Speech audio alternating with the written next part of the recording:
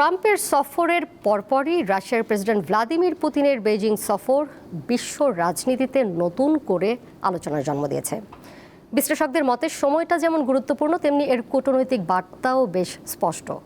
পুতিনের এই 2 দিনের সফরকে চীন রাশিয়া তাদের সবসময়ের অংশীদারত্বের প্রমাণ হিসেবে তুলে ধরছে।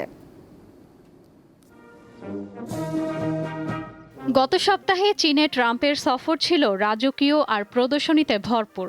যুক্তরাষ্ট্রের প্রেসিডেন্টের সফরের মাত্র কয়েকদিনের মাথায় চীনের পুরনো বন্ধু রাশিয়ার প্রেসিডেন্ট ভ্লাদিমির পুতিনকে আতিথ্য দিচ্ছেন প্রেসিডেন্ট শি জিনপিং।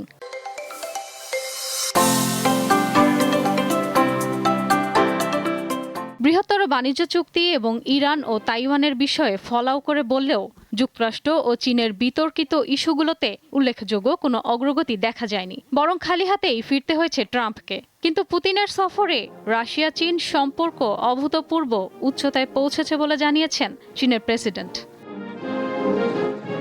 বিশ্লেষকদের মতে বেইজিং এখন এমন এক কূটনৈতিক অবস্থানে পৌঁছেছে যেখানে তারা প্রতিদ্বন্দ্বী শক্তিগুলোর সঙ্গে সমানতালে সম্পর্ক বজায় রাখতে পারছে।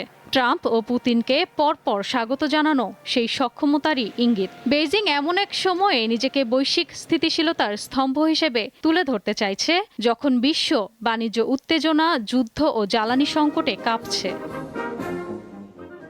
বিশ্লেষকরা বলছেন, পুতিনের এ সফরে অর্থনৈতিক সহযোগিতা, ব্যবসা বাণিজ্য এবং সামরিক প্রযুক্তি বিনিময়ের মাধ্যমে 2 দেশের সম্পর্ক আরও গভীর হলেও এই সফর পুতিনের জন্যই বেশি গুরুত্বপূর্ণ। চীন কম দামে রাশিয়ার জ্বালানি পেতে আগ্রহী, অন্যদিকে রাশিয়া নির্ভর করছে চীনা প্রযুক্তির ওপর। পাশাপাশি ইউক্রেন যুদ্ধে পুতিনের চীনের সমর্থন বেশি প্রয়োজন। ইরান যুদ্ধ, জ্বালানি সংকট ও ইউক্রেন পরিস্থিতি এই সফরের আলোচনায় প্রভাব ফেলতে পারে। তবে চীন রাশিয়ার ওপর কোনো চাপ সৃষ্টি করবে না বলেই ধারণা করা হচ্ছে। এই সফর থেকে বড় কোনো সিদ্ধান্ত না এলেও একটি বিষয় স্পষ্ট, বিশ্ব রাজনীতিতে নিজেদের অবস্থান আরও শক্ত করেছে চীন। বিশ্লেষকদের মতে ট্রাম্প যেমন কিছু পাওয়ার আশায় বেইজিংয়ে গিয়েছিলেন, পুতিনও ঠিক সেজন্যই গিয়েছেন। হয়তো ট্রাম্পের চেয়ে পুতিনের সফলতা বেশি, তবে সব কার্ডই এখন চীনের হাতে।